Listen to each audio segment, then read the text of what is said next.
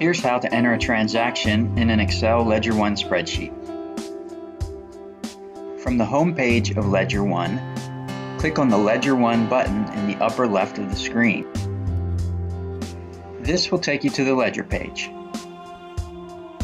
On the Ledger page, choose the account that you want to enter the transaction in from the drop-down menu in cell A1 in the upper left. This brings up the selected account. In this example, we've brought up the account for the Tropic Bank Visa. This is the account that's going to receive the new transaction. To enter the transaction, click the Input button on the left side of the screen. This opens the input box. In this example, we'll enter a transaction to Costco for the purchase of groceries. Start by entering the date in the first box. Then select the action, which is a payment, in the second box. Now type in Costco in the payee box, and you'll see as you begin to type, Ledger1 automatically completes it for you. Alternatively, you could select Costco from the drop-down menu, as shown.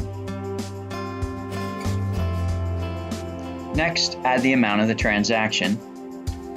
And finally, select the category from the drop-down menu.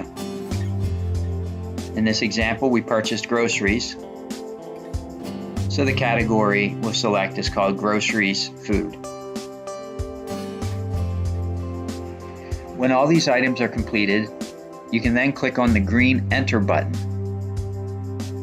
Clicking the Enter button inserts the transaction into the data table. It also clears the entry box so it's ready for the next transaction. Here you can see the Costco transaction on the first line of the ledger. The account balance is automatically updated as shown in column I and in the upper left of the screen. This concludes the tutorial. Thanks for watching.